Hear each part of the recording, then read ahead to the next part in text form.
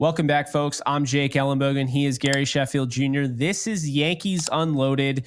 Unfortunately, coming to you after a Yankees loss. So once again, unable to put together multiple wins. They have not won multiple games in quite some time. The last time they won a game before yesterday was another blowout, and then they followed it up by losing. So, look, we're going to talk about some positives in this show, and it's going to be at the beginning of the show.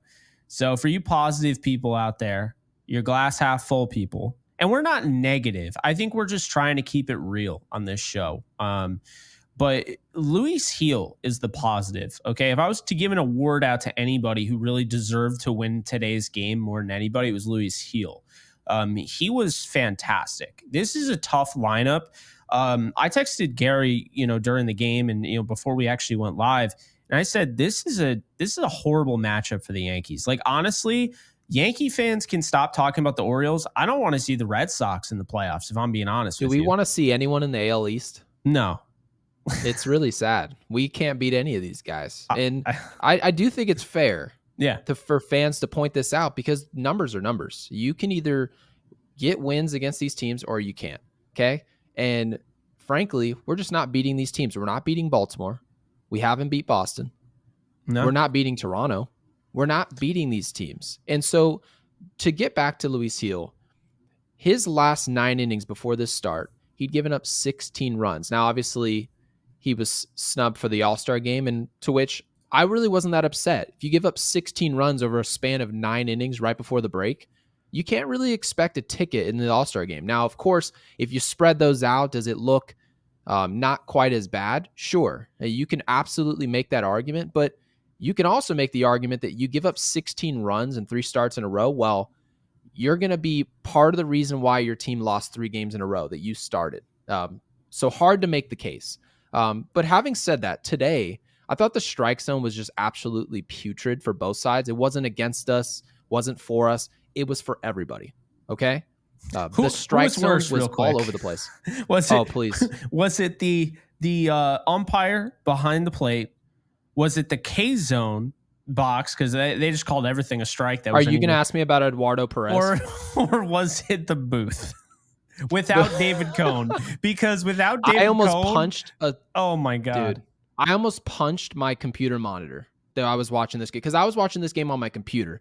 I almost punched my screen, and then I remember the mute button was right there, so I did the responsible thing and didn't have to replace this very expensive computer that I purchased. So I hit the mute button and didn't have to listen to it. I was actually really sad I couldn't choose another broadcast, but I digress. Yeah, we're in a situation where the strike zone was so bad today that we actually had people on the broadcast bringing up Cutter Crawford and how he was making it through today's start and how Luis Gil, how efficient they were being.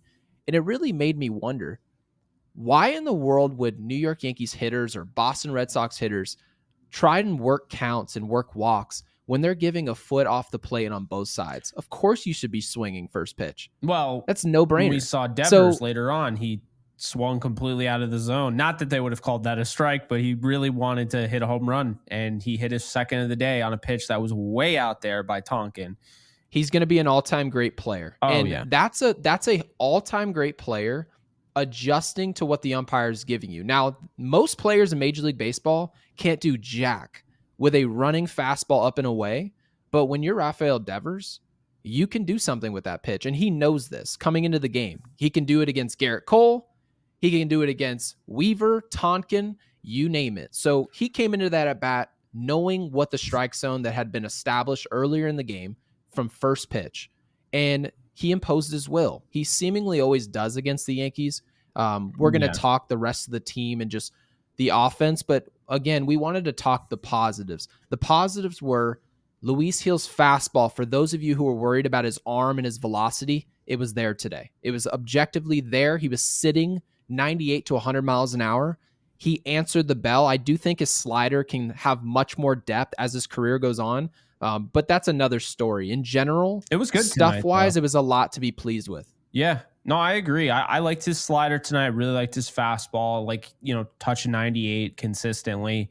The 9 strikeouts, I mean, I told you off air. I had a feeling that first off, I had a feeling they were going to win today, and they did not. Mm-hmm. But I was like, Gil's bouncing back, and then I really was like, Gil's bouncing back when I saw that he got snubbed for the All-Star game. I'll call it a snub because Clay Holmes made the All-Star game. And I don't mean to be negative towards a player that's on a team that we cover, because to be honest with you, good for Clay Holmes. You know, he deserved it if we're talking about the first 2 months of the year.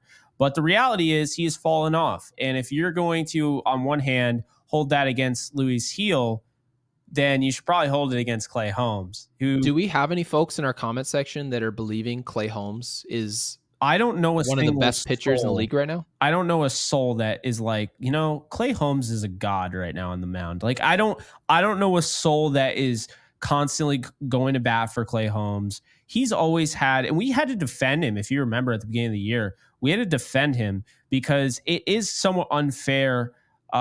He's always going to be a Mariano Rivera shadow. He's nothing like a Rivera. He's a, you know, bat to ball guy. He's trying to generate soft contact. And Mariano Rivera is trying to, like, if he generates contact, he's trying to shred your bat like his ball is a chainsaw. Okay. Like when we saw that plenty of times with that cutter. So they're just completely different pitchers. Also Rivera is, I mean, I would even go as far to say Rivera might be the most dominant pitcher ever, regardless of where, rotation, bullpen. He was unbelievable. He felt unhittable 98% of the time. And when he blew a save, you were like, that guy had to earn it because going the problem though with Holmes is that you would describe it anecdotally. He can be one of the best pitchers, if not the best closer in the league. Yeah. But that's only for maybe a 2-3 week stretch. We're going to ask our audience to buy into a guy who's extremely streaky. You want to play postseason baseball with a guy who broadcast is going to ooh and ah, and rightfully so, right? They ooh and ah about pitches that look like curveballs out of a right-hander's hand, a sinker that's an absolute bowling ball. But then the next week, he looks like he's not even a professional baseball player. How is that guy going to close in New York? He's streaky by definition. If I look up in Wikipedia, streaky pitcher, Clay Holmes' name should be right there, along with a sweating Aroldis Chapman in the postseason. So that's what we're looking at right now. And I'm not trying to be negative. I'm not trying to make fun of these guys, but they have to understand, Brian Cashman has to understand that inconsistency in the bullpen combined with a lack of depth and injury-prone offensive players means L's in the regular season. Yeah. It doesn't mean postseason bursts and deep postseason runs. Yeah. It always comes back to bite you because you can say, like, everyone goes crazy when Giancarlo Stanton, during his streakiness is hitting the cover off the ball. But when he's swinging and missing, bases loaded and he's swinging a garden hose, that's when the streakiness goes the opposite way. And when you talk about bullpen, especially being a closer, there's not anything in baseball that would be more detrimental to winning a baseball game and not conducive at all to winning a baseball game than having a streaky closing pitcher. That is the opposite. That you do not want that. So I do think they will at some point make a move. I think there's a chance Tanner Scott will be the closer. I really believe that because I think they're going to get to a point where the margin for error is so slim now because the bats turn into this no-show today. One wrong step, it's an L. It's like they didn't even call into work and be like, hey, we're taking today off. Just none of them showed up. But they were there in person, but the soul, the heart, the mentality was not there. But all jokes aside, though, Gil was great. Going back to that, he really deserves a lot of credit. And the good thing is, Rodon wasn't bad the last start. So these are two guys that have really struggled as of late. And to see them both striking guys out, missing bats, and having the success they had, I'm going to take that. I mean, Rodon gave up 3 in his last outing. He'll be pitching on Tuesday against your favorite pitcher of all time, Pepio. But no, I think like with Gil, 9 strikeouts, and yeah, okay, he gave up some homers, but the reality is that should have been enough to get the win. And when you have Aaron Judge and you have Juan Soto and you have Ben Rice coming off a 3-homer game, you probably would have expected the Yankees to score more than 3 runs in this ball game. Yeah. Is this really a surprise?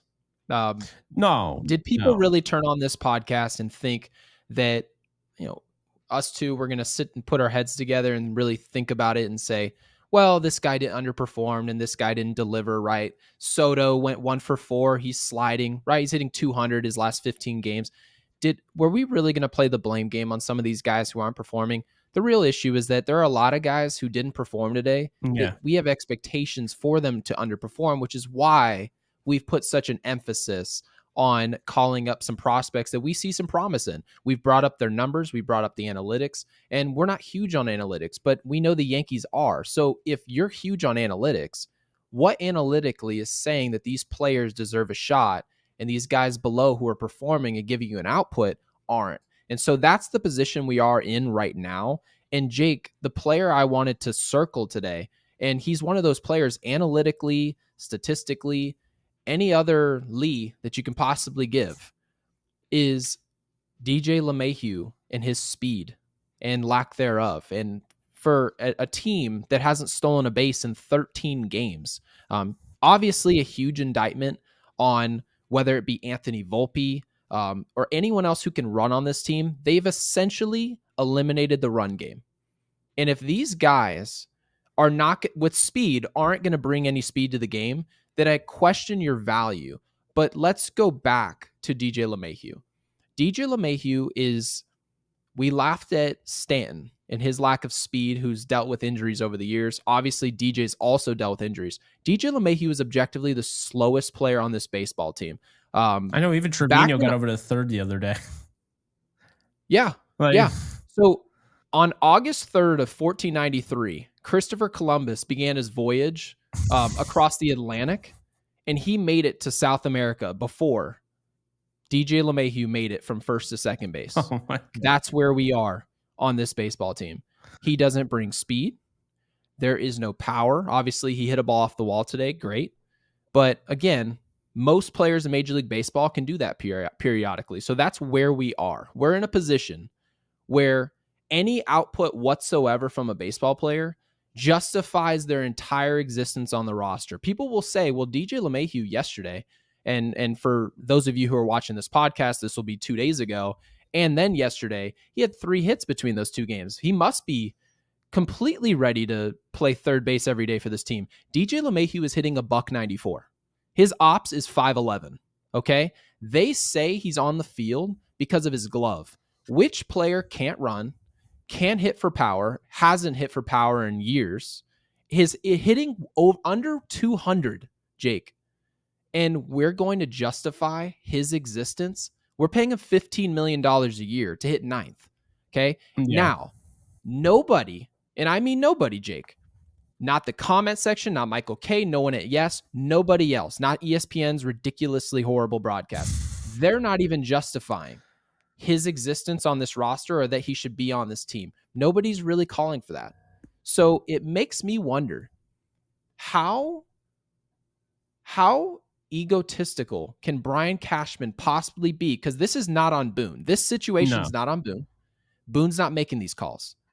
Okay? Brian Cashman is making a decision to keep these players that are not giving us an output. This is serious. You're paying a guy $15 million, and you're going to tell me that the reason he's at third base or on this roster period is because of his glove? You did the same thing with Donaldson. Rizzo, you know what it tells me, Jake? It tells me that if Rizzo was healthy right now, Ben Rice would be rotting in the minor leagues. Oh, yeah. That's what it tells me. I mean, and that's a shame. It's really a shame. Like I've said in other shows, we don't need to have this like this whole ceremony anytime. Like you know how like the Yankees, when they call up a prospect for the first time, they always have to be like, they always have to pat themselves on the back. Like they're like, oh, look at us. The Yankees are thinking about calling up top prospect Spencer Jones, and then they look at us like, I wonder what they're going to say about it. Run it at Yes. Run it at CBS Sports. Run it on MLB Network. And then they call them up, and it's this, we've got Sunday Night Baseball against the Houston Astros. Spencer Jones debut right after this. Buy a popcorn bucket. We don't need it. No. Call them up on a random Tuesday night We don't care, because all these games, whether they're the weekend, early, midday, don't care when the game is. We're all mad because we don't have enough decent and fundamental baseball players on this team. We brought up batting average. Batting average is a number that we've just thrown away as a league. Okay. And batting average isn't everything. There are guys with high averages that have all types of problems. Okay. But league average is hitting 240. Okay. Every other hitter on the New York Yankees combined, and I brought this up before, Jake, is hitting 202 outside of Juan Soto and Aaron Judge. It's a problem. You're getting a hit 1/5 of the time. So when runners get in scoring position and everyone says, why can't we ever just drive runs in? It's not bad luck, ladies and gentlemen. No. This is numbers. A player hitting 200 on average isn't just going to, like a magician, just get better. As soon as guys get in scoring position and pitchers are throwing more breaking balls and giving you their best shot, it's not going to work. So this team needs more players. And Jake, you brought it up countless times. You said we need to give a guy a shot, whether it be B-Boss, which we just learned it's B-Boss today. Yeah. Guys. B-Boss. Right. So this is a guy performing. So if he comes up to the big leagues and he gives us nothing at third base or second base, wherever you want to play him, if he gives us nothing, at least there's some data as to why we thought he would give us an output. Nothing says that a couple of these guys, you can go 3 or 4 guys deep, of why they're going to give us something tomorrow. We have no reason to believe that's the case. And until that happens, Jake, until I look at a lineup of 9 players where I say, you know what, 6 or 7 of those guys, and that's the overwhelming majority, 6 or 7 of these guys I expect to get some level of positive play out of tomorrow, then the New York Yankees can expect to win. Until that happens, we're just holding on for dear life and just waiting around for the deadline, when in reality, Brian Cashman really hasn't delivered at a deadline in a long time, if ever. So take your pick. Yeah, I think it's definitely time to call up B-Boss, and I think, even maybe Downs, and maybe Peraza. I mean, the reality is you can't just keep, chalking this thing up. I mean, look, JD Davis is nowhere to be seen the last, 3 games. Yeah, I'm fine with you like either playing him or just moving on from him at that point, because there are guys in the minors. I mean, TJ Rumfield, we've talked about, he also plays first. He's hitting over 300. Okay. So I wouldn't mind calling him up and having him back up Rice. I like the idea of giving him, everyday reps if, he doesn't have a spot. But, do you want to talk about that dynamic, by the way, which you brought up before we recorded today? You brought up the dynamic of where Downs and B-Boss are playing defensively and how that might change where they get called up. I wanted you to explain that because I thought it was great. Yeah, no, I appreciate that. So all 3 of the guys, actually, B-Boss, Downs, and Peraza, all 3 of them, pretty much B-Boss is always in the field, right? But they've been DHing Downs here and there. They've DH Peraza. I have all the numbers here for you, because here at Yankees Unloaded, we're not just going to say a bunch of BS. We want to give you stats and analytics that we don't always agree with, but it's fair to give those out to you guys so you can make your conclusions and decisions. Do what you will with them. But let's start off with B-Boss here. He's got 1 error this year at second base, and he's played 183 innings at second base. He's played 84 innings at third base, which guess where he is right now? Third base. It tells me, even though he's been really, really good at second base, and he's played 183 innings of only 1 error ball, he's had 84 innings at third. He's played there recently, and he has not committed an error. And on top of that, we just talked about his last 15 games where he is absolutely tearing the cover off the ball. So right now, you have a guy in AAA, so not somebody like Spencer Jones who's in AA, not that that really matters, but he's in AAA. So the next step up is the big leagues. And you have a guy who is just getting better and better and better. He dealt with injuries at the beginning of the season. He's from the Dodgers, their farm system. He was traded to the Yankees. The Yankees really identified him as somebody that they wanted. He's 23 years old, and he's got a good glove. He plays the hot corner. He can also play in the outfield. He can play second base. He could probably play shortstop. But right now, B-Boss, if he's that good at, third base, which, by the way, 0 errors, he should be not only in the big leagues right now, he should be playing over DJ LeMahieu, because you can't tell me LeMahieu's glove is so much better than Vivas, because first off, we've never seen him play in the MLB, for the Yankees, but he has no errors and he's hitting way better. And the thing about LeMahieu is that there's still fans out there that like want to believe he's going to magically come back to form, which is not happening. Are there really? There are. But wow. When he hits an occasional line drive, he's supposed to do that more often than not. An occasional line drive is not justifying keeping him in the lineup. He's killing bug after bug. You know, Bug's Life is going to have another sequel to that movie, and the entire movie is just going to be from their perspective. DJ LeMahieu just swatting down baseballs. Have you ever been on a batting cage date? Like you go on a date to the batting cages? Every once in a while, like, okay, that sounds if that ever happens, every once in a while, you're going to hit a line drive. That doesn't mean you're just good at baseball all of a sudden. The good baseball players hit line drives much more often than you would. Okay. So that's really the gist of this. But Jake, basically my takeaway here is that between Vivas and Jeter Downs, it's that positionally Jeter Downs is slotted at shortstop and just kind of a bat. And I don't know necessarily if that fits what the Yankees are doing right now or what they're prepping, because I would assume the Yankees are just living and dying with Volpe at shortstop, which, I mean, I guess I understand. Not to say I agree with it, but I see where they're going with that, right? They don't want to give up on it. And you have Vivas who's hitting, but also I mentioned before the show started, and I want to bring it up on the show, is that making errors or having a lack thereof of errors doesn't necessarily make you an all-time great player or really good defensive player. Sometimes that means you don't have range, right, to get to balls. That's where the analytics come in. Now, unfortunately, Baseball Savant doesn't have those numbers for us in terms of the minor leagues. But we will say this. There are no bad defensive players who make 0 errors in 100 innings of baseball. It doesn't happen, okay?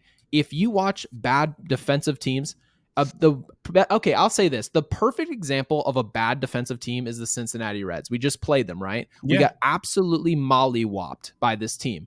And we came into the series saying this is a free swinging team that hits at the top of the lineup, and they are putrid defensively. You hit the ball to second base, you can basically chalk it up that like maybe 1 in 4 times it's going to be booted. And long behold, they made errors the whole series, okay? But I will say this. Those are bad defensive players. Vivas is at third base, making no errors. At the very least, he's average at third base. Give me average defensively at third base with a bat over what DJ's doing right now. It's not close, okay? DJ LeMahieu with a objectively, statistically, analytically above average glove with a black hole with his bat, black hole with his legs on the base pass for a team fit-wise that hasn't stolen a bag in 16 games. Get me an athletic young player on this team right now. I feel like I'm being positive in this situation. I'm genuinely hopeful that this might happen.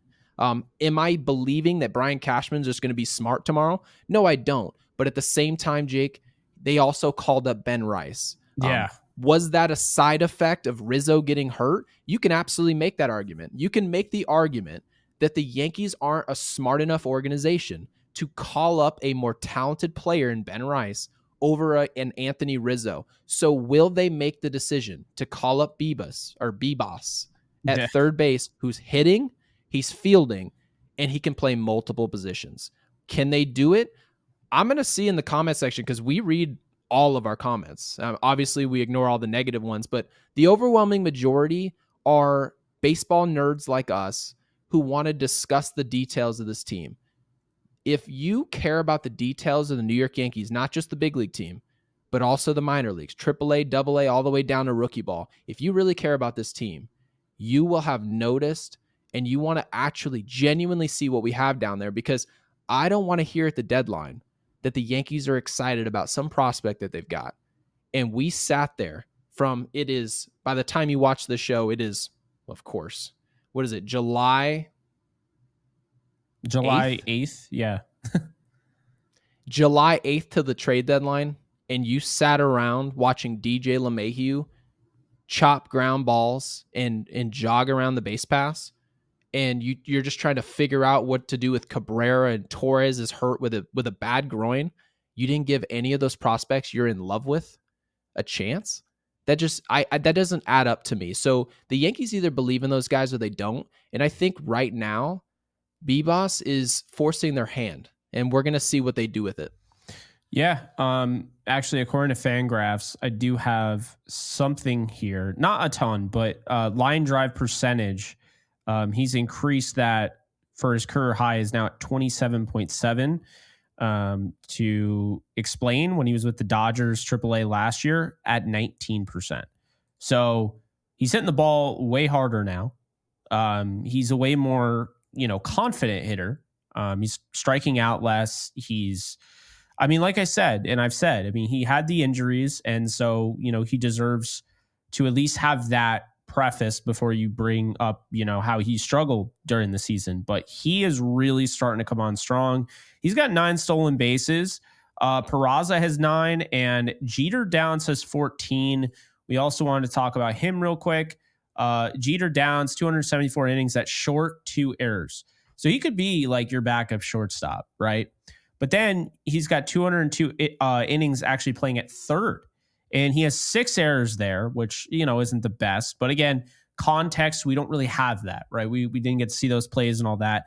At second base, he's got 28 innings at second base with 2 errors. Ultimately, Vivas is the best. He's the best defensive player, I would say, of the 3 guys. Peraza has 167 innings at short, 5 errors, 77 innings at second with 3, 68 innings at third, believe it or not, with 0. So I honestly think, and we know how this whole thing works, because the reality of the situation is that the deadline's approaching, and one of these 3 guys is probably getting packaged in a deal. And that's just the way it is. And I'll tell you why I believe that. It's not just that, but also, if you guys don't, and I don't know how to say his name, I think it's Cowles, but Ben Cowles, who was the 10th round pick in 2021 by the New York Yankees. He's at the bottom of the top 30 prospect list. I think he's 29th. He is hitting .301 with an .863 OPS, 8 home runs, and 13 stolen bases with 85 hits. So at some point or another, he's playing shortstop. At some point or another, he's going to get called up to AAA. This is how this whole thing works. This is the roster movement we talk about. He's going to get called up to AAA, meaning one of these guys is going to have to come to the majors, and probably another one's going to get shipped off via trade. But I guess I look at it, and I hate to be this guy, but, with Oswaldo Cabrera, and he wasn't bad today, but we've touched on it. The analytics don't really show that he's a great player, although we don't necessarily buy into everything that is being put out there. But it's like a guy who's struggled, I guess, with batting average. He struggled with on base percentage. Why have they not given a guy who's say what you will, Jeter Downs isn't even on the 40-man roster, which is ridiculous, but he's not. Vivas is. So, I don't know how we haven't seen this guy yet. I really don't get it. I don't either. I don't know what we're waiting for. Like you said, we don't know exactly what his defense is, but just judging by the fact that he has not had an error at third base in 84 innings, he can't be bad at third base, because the hot corner is something that you either have or you don't in you. And he's not making error after error. I actually just thought about something. So obviously the big gripe with the New York Yankees, of course, and Juan Soto is going to be a free agent at the end of the year. Yeah. Everyone's trying to figure out how Steinbrenner's he's dropping little crumbs saying that the Yankees are going to be dropping that payroll, which is hovering around $300 million. Now, of course, the easy solution is finding contributors from your system, because those players are super cheap. That way, the players, the Gleyber Torres, you're fine letting him walk or trading him, right? Verdugo, you've got Dominguez or Jones to replace that bat. But those are cheaper moves to accomplish. Yeah. Right? So when was the last time the New York Yankees saw a player underperforming and said, this guy's not getting it done, let's call up this guy instead? I haven't seen it. I've never seen it, not one time. And it kind of goes to show you that the Yankees are allowing fate to determine who they call up and who they leave down. And they're allowing the potential injury of Giancarlo Stanton, because you have to remember the Yankees played with fire and they got burnt. Yep. They allowed Giancarlo Stanton and Verdugo to plug the major league level so that when Dominguez finally was physically ready and absolutely putting on a show in the minor leagues, they said there was no place to put him. So he stayed down in the minor leagues. The Yankees were waiting on an injury. They were waiting on the inevitable injury. And this was brought up on Michael Kay's show on Yes Network. They said, well, their big plan was that when Giancarlo inevitably gets hurt, Jason Dominguez is waiting in the wings. The role is yours. The starting center fielder for the New York Yankees, or you throw him in left field. That was their answer.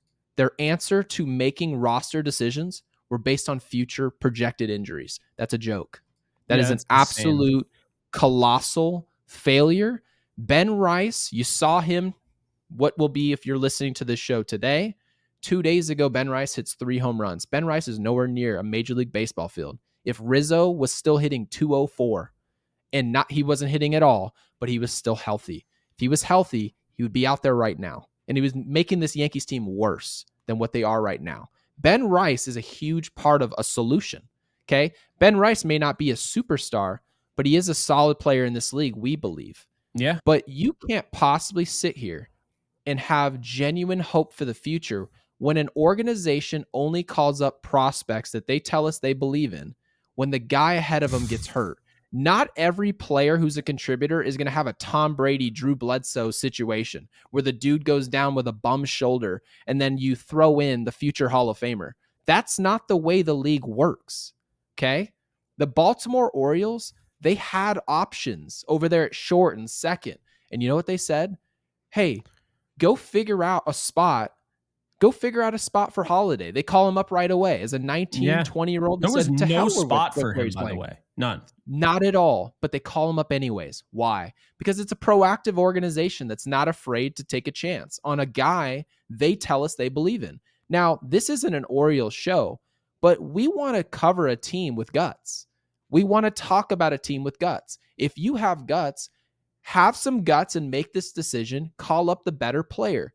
The better player right now is sitting at third base in the minor leagues than what we have making $15 million at the big league level in DJ LeMahieu. It's point blank period. There's nothing else to discuss about it.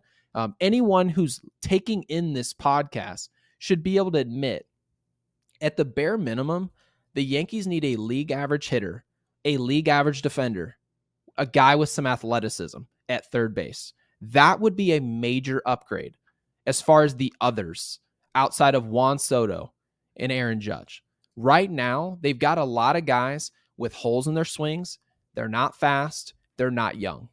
So, yeah, you have a choice to make, don't you? Yeah, I mean, you know, for me, I don't understand, especially from Cashman's perspective.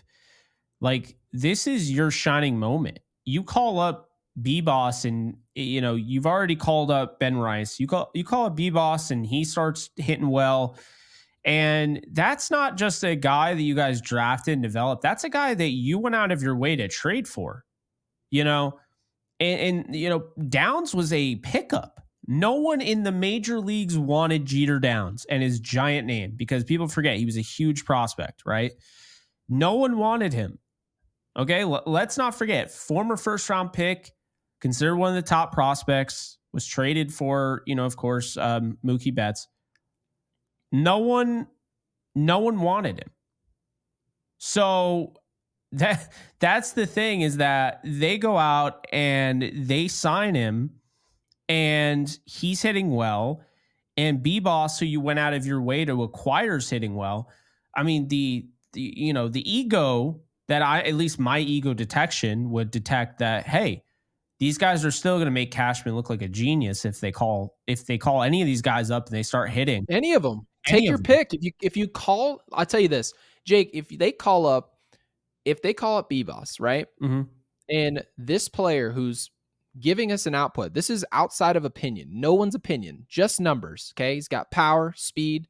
He's able to field multiple positions. If you need him to play second base, Gleyber Torres is hurt with the groin or he's traded for Scott in Miami. Yeah. If either of those things happen, you have defensive versatility. You could throw him over at second base. He's shown he can do it. He can do it at a high level.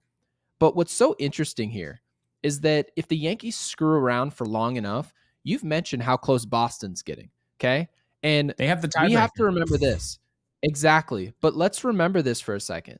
If we continue losing games at this pace and then we get to the deadline, the Yankees have said, we feel we can beat anybody. I mean, we're not sure why they are saying that right now, but you have to remember that going through the wild card, if you actually take a look at how the wild card's unfolding, you're seeing the Minnesota Twins and the Boston Red Sox. Well, we just told you that the Yankees aren't doing squat against the AL East. These are just numbers. They're not winning games.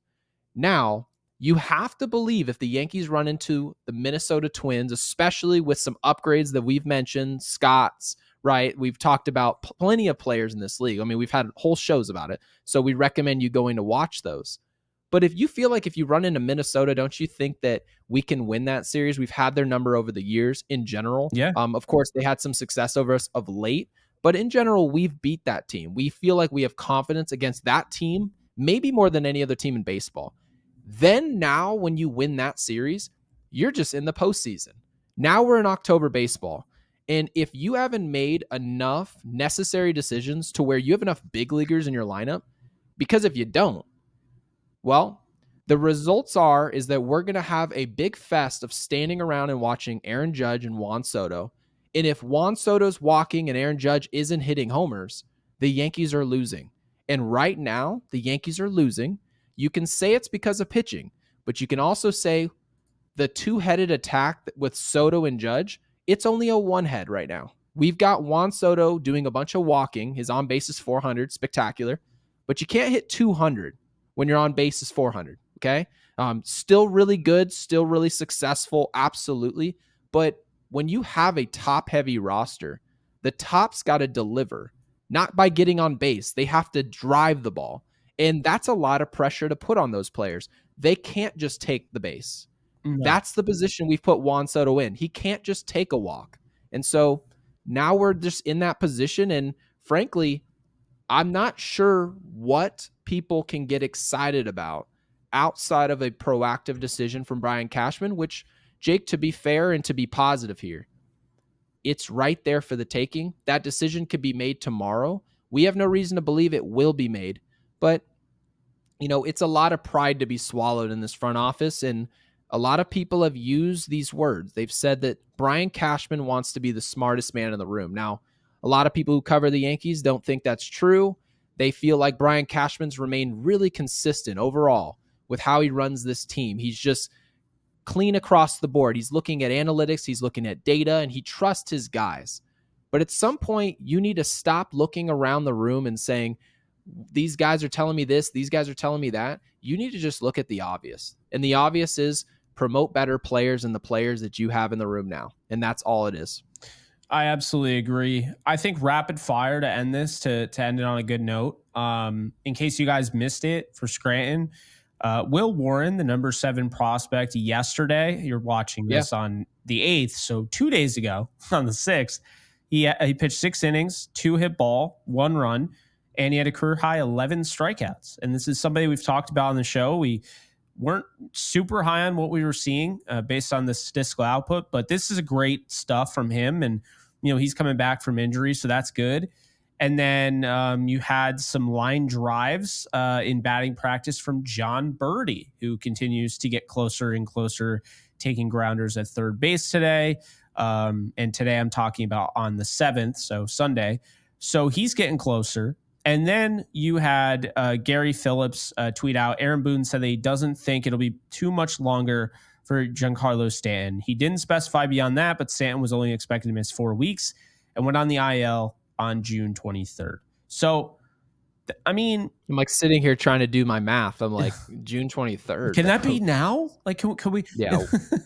So when are we talking? So, I mean, I tweeted it out today. I said, you know, so the Yankees lineup could soon be, you know, batting first baseman, Ben Rice, second right fielder, Juan Soto, third center fielder, Aaron Judge, fourth DH, Giancarlo Stanton, fifth left fielder, Alex Verdugo, sixth second baseman, Gleyber Torres, 7th, Austin Wells at catcher, 8th, shortstop Anthony Volpe, and 9th, third baseman John Birdie.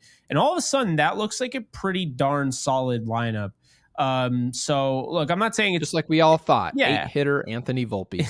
It's not the best, and obviously we want Vivas to be called up and all that, but like right now, John Birdie is getting close. But until I see him in that lineup, I think Vivas should be playing third, and they should, because look, again, we've talked about it. At the very least, get these rookies an opportunity to get going before the deadline, because you don't want to trade these guys without seeing what they can do in the majors first, in my opinion. And by the way, why is there such a priority about starters, by the way? What's the deal with that? Because I do notice that we always talk about, well, if we call up Vivas, we can call him up in the meantime until Birdie gets here. Well, what if Birdie shows back up and Vivas is actually hitting? Yeah. Well, then now you have a real asset on the bench. Exactly. We don't have a bench right now. Well, and also, I mean, and this is the thing I laugh. Well, they want him to get their reps in AAA. Well, Oswald Peraza, I don't know, has a future with this team. So why would they care if he gets reps or he's on the bench?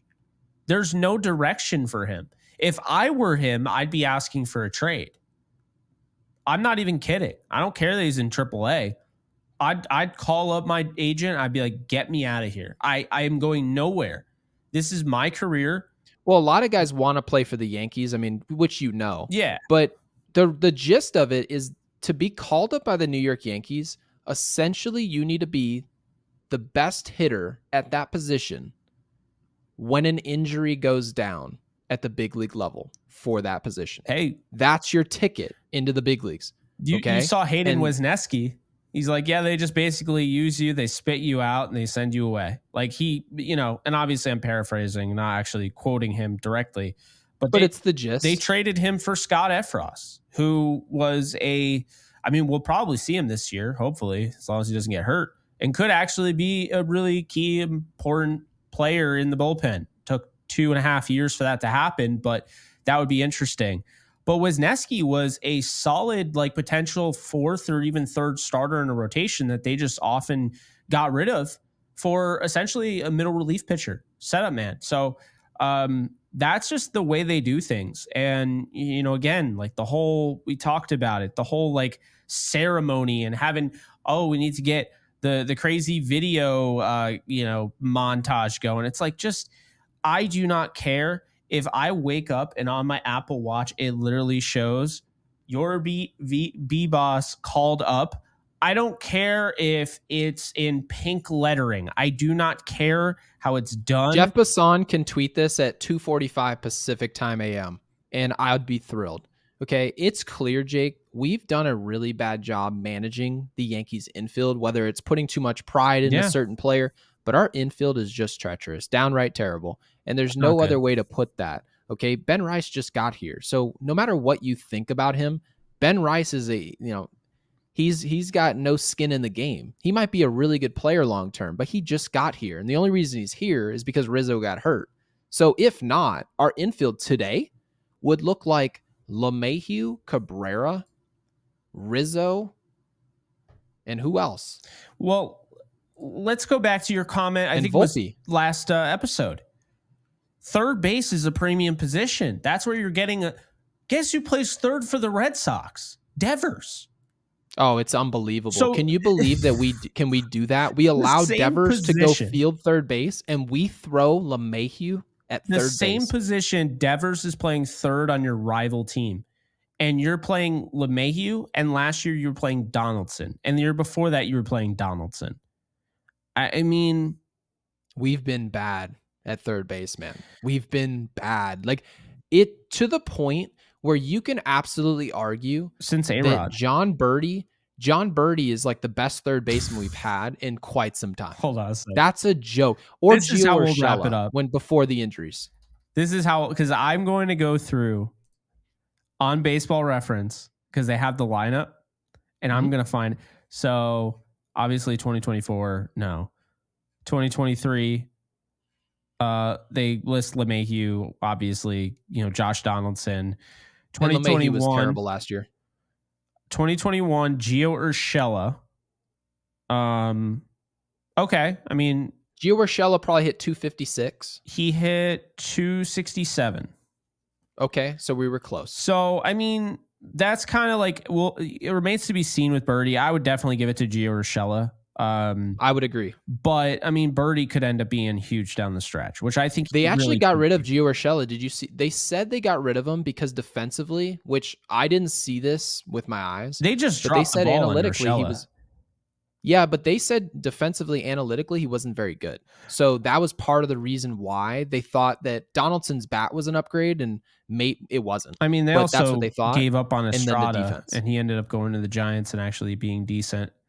Thyro.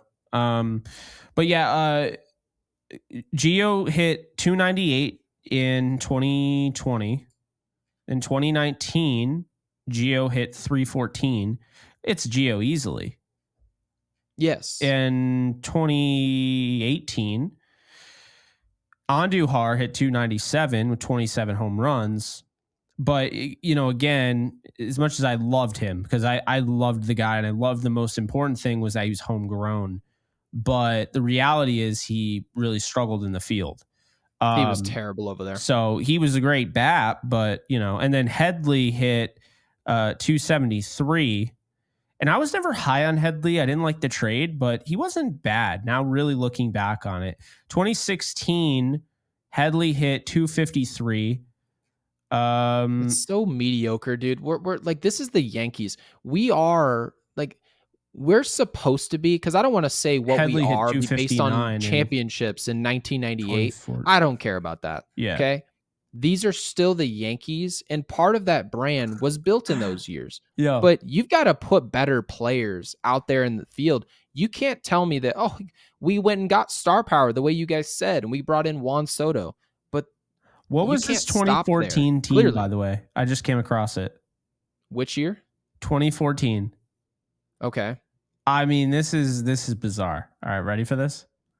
Yeah. So Brian McCann, Mark Teixeira. Okay. Starting second baseman was Brian Roberts, 36 years old. Derek Jeter at age 40. Yang Hervis Solarte. I totally forgot about him. He was their starting third baseman. Solarte batted 254. When was Starling on the team? Do you remember him? Yeah, he 2012? Yes, because he was part of the Stanton deal. So that team also had a 38-year-old Alfonso Soriano. That team had Kelly Johnson. Oh my God. That team traded for Chase Headley towards the We end might of as well the just season. trade for Shelly Duncan tomorrow. That team had Steven Drew, who batted 150. He had a 491 OPS. That team had Martin Prado. Wait a minute. You said, what was Steven Drew's ops that year? Steven Drew hit 491.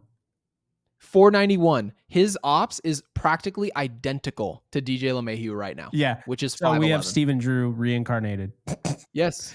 Francisco Cervelli, because, you know, in typical Francisco Cervelli world, hit 301. I never understood why he didn't play a lot. Like, he was clearly better than McCann at the end of the career, but I literally just had dinner with Cervelli, like maybe a few months ago. That's hilarious. Totally random, but we were at like some baseball event and we just pulled up into a steakhouse and I just sat down and he was like, "Hey man, love your Twitter." And I look up and it was Cervelli. I freaked out. He's one of the most underrated catchers. Like, he would just hit 300, but he'd be the backup. And you're like, and then you'd have all those people that went crazy for like Higashioka and he'd hit 199. They'd act like he was hitting 300. And it was like, yeah, what are we doing? They'd act like he was Mike Piazza because he hit two Mike he hit 2 homers in spring training when it's 95 degrees out. The ball's just gusting out to left field. Dude, and they act like he's literally a Hall of Famer. It's insane. This team is wild. Remember Zoilo Almonte? He was on this team. No, I don't. I don't remember Zealous Wheeler. Chris Young was on this team. I remember Chris Young because he was a former Diamondback. Yeah. Wait, are you talking about? Yeah, you're talking about Chris Young, the left fielder. I totally forgot Martin Prado was a Yankee. Like, I mean, yeah, he hit well for the most part. So yeah, really bizarre there. 2013 was Nunez? No, Jason Nix was their third baseman. There's a pattern here. They really don't give a shit about third. Dude, maybe okay. So when was the last time we won a World Series again? I just need to refresh my memory. It was 2009.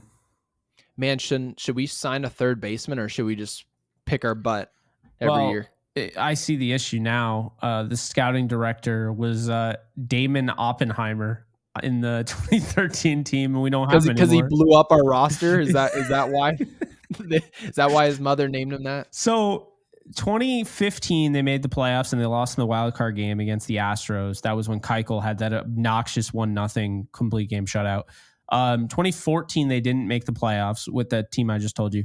2013, this team, like, I don't even know what I'm looking at here. Lyle Overbay was the starting first baseman. Eduardo Nunez was the shortstop. Jason Nix was third baseman. 34-year-old Vernon Wells was the left fielder. Ichiro was the right fielder. Travis Hafner. It's like they took like the fact that whoever put that team, they were just playing ESPN MLB 2K5 and we're like, let's just get all the best players and then let's put them on the roster in like 8 years. That was the most New York Knicks, Dallas Cowboys signings you've ever seen in your whole life. And everyone knows that those teams really have only to do with hype. This was like the first year Brennan that the Knicks Bosch. were like, oh, we actually did something with Brunson. But what have we done? Mark Reynolds, Kevin Youkilis. Mark Reynolds. Man. Again, another former Diamondback. I mean, the year before I'm starting to believe we should sign Connor Jackson to the New York Yankees tomorrow, and he could start at third base. Oh, yeah. Oh, and then this team, 2012, that was the last time the Yankees had an elite third baseman. That was Alex Rodriguez. And I wouldn't say that year was elite for him. What was the last elite year for Alex Rodriguez? But I'll get to that. I need to know the year. But Eric Chavez was oh my God. Dwayne Wise was on this for the team. D-backs? I know he played for the A's, but yeah, dude. Jason Nix Andrew Jones was on this team. 35-year-old Andrew Jones. Ichiro was on 2 Yankee teams. That's kind of crazy. Dude, we are a disgrace. Chris Dickerson, Steve Pierce, Casey McGee, Melky Mesa. My God. Ramiro Pena. Oh my God, this is bringing me back. 2011, A-Rod, still not an elite year. Okay. 35 years old, hit 276. Yeah, it's nothing. Yeah, that team was kind of more. I mean, yeah, there's not like any kind of memes in this one. Jesus Montero was on it. That's kind of funny. But 2010, they lost in the ALCS to the Rangers. Rangers spoiled the Yankees just so they could lose again with Ron Washington. Okay, so Alex Rodriguez's last elite year in Major League Baseball was the year we won the World Series. That's what I'm kind of understanding. You're terrible at third base. It is what it is. We've talked about second base. They do not care. Gleyber Torres is our second baseman. A lot of people think that he's past the point of recovery. We don't want to spend $85 million, $100 million on the guy. Oh my God. Fine, by all means. The Marlins want to go do that. Let them do it. We have no second baseman. We've got guys performing in the minor leagues. You mean to tell me he can't go play second base? Gary, this 2010 team, Marcus Timms, DH. Marcus Timms is one of the nicest guys ever, but that is just... I liked Marcus Timms. I liked him, yeah. But yeah, Marcus Timms, Ramiro Pena, Lance Berkman, Austin Kearns, Nick Johnson, Randy Wynn, Juan Miranda, Chad Huffman, Chad Muller. Wait a minute. This is 2010? This was 2010. We did this after winning a World Series. We should be ashamed of ourselves. So then the World Series team, obviously Posada, Teixeira, Cano, Jeter, A-Rod. And to your point, A-Rod, I wouldn't call it like his best, elite season, but yes, that's the last close to elite season that we saw. He hit 30 homers and hit 286. Yeah, like, I'll take that. Exactly. Johnny Damon hit 282, hit 24 bombs, hit 6 fewer than A-Rod. Like, what are we doing? At age 35. Melky Cabrera, Nick Swisher, Hideki Matsui, You have Brett Gardner, Jose Molina, Ramiro Pena, Francisco Cervera, Eric Hinsky, Jerry Hairston, Xavier Nady, Kevin Cash. How about that, Kevin Cash? Kevin Cash. Angel Baroa, who, all right, this is funny. Angel Baroa won Rookie of the Year over Hideki Matsui because they would not consider him a rookie because he was older. And then Baroa ended up on the same team and winning a World Series with Matsui. Matsui is poetic justice, I guess. No, the irony is that they don't win that World Series without Godzilla. Like, I mean, come on. Not at all. He was insane. I think he batted over 500 in the World Series. Well, in the World Series, Hideki Matsui is our best player. So that just is what it is. He was absolutely clutch. And when we were on the road, people forget Hideki Matsui didn't play. He was a DH. He did not play in that series on the road. And he went out there and pinch hit, opposite field bomb on the road, no problem. Insane. Like Hideki Matsui just delivered. And this is part of the reason why my dad has described Matsui as one of the most, he didn't say but he's one of the most underrated baseball players to ever live. And it kind of goes to show you how important, outside of Aaron Judge, Juan Soto, right? Maybe a Greg Bird for a couple weeks, or Greg Bird. I just said Greg Bird. Ben Rice. Yeah. Ben Rice for a couple weeks. You just called him Greg Bird. That's so offensive. Yeah, well, this'll age beautifully if he just Greg Birds us. Like he just starts hitting homers in the postseason and then falls off a cliff. Yeah. But so I guess we'll see how that ages. But the bird is the word. To show you how utility players have an impact in this game. It doesn't matter if you have a team of Mike Trout and Shohei Ohtani. Yeah, it just doesn't matter. What matters is what the other guys can do. And then, of course, you need the star players to put it over the top when the season's on the line at the end of the year. Yeah. But you don't get there without utility guys having depth, also being aggressive in the trade market. The Houston Astros, by the way, and I know a lot of people don't talk about this, the Houston Astros basically beat us out because of their aggressiveness on the trade market over the years. They destroyed us in the trade market. Yeah. We said no to Justin Verlander. We don't want him. We don't think that he's worth the asking price. We don't think that he's worth the prospects you're asking for. And guess what? He was. He was absolutely worth it. He answered the bell in Houston. He essentially put a shot in the arm of his career.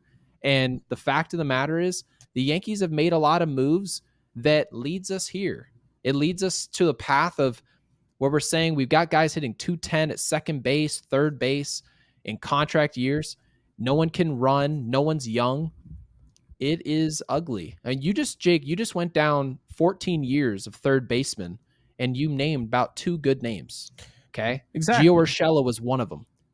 Yeah, I think Gio Urshela and A-Rod have been the best. Headley was solid, but they gave up a lot for Headley. And, I mean, you know, I think Birdie, like I said, Birdie, the way he was playing before he got hurt, yeah, I mean, he's up there, but they do not prioritize third base the way they should. And it's exactly, I think today really should open up everyone's eyes.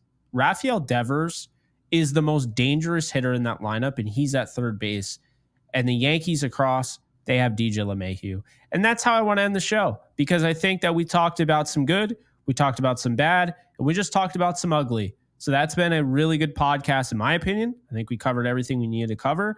And yeah, hopefully we get some news about B-Boss coming up. And, you know, hopefully at some point we see Birdie and Stanton soon. But tomorrow, guys, just so you know, we have an off day tomorrow. We do have an off day tomorrow. Good. I'm gonna go smoke some Marlboros tomorrow.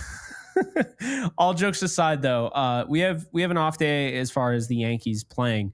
But Gary and I are going to do a bonus episode for you guys about the MLB draft. We're researching and trying to come up with different players for the Yankees to target. They're at 26th. Don't make a big deal about it. Don't throw a fit. You're going to, because I'm freaking pissed about it. The Dodgers are 24th somehow. So somehow that's the case, even though the Yankees missed the playoffs last year. But the reality is they're 26th in the order. The reason we've already explained in another episode, but we had way fewer subscribers, so I'll explain again. Essentially, they spent a lot of money. In simple terms, spent a lot of money. They get penalized for doing so. So they got pushed down like 10, 15 spots.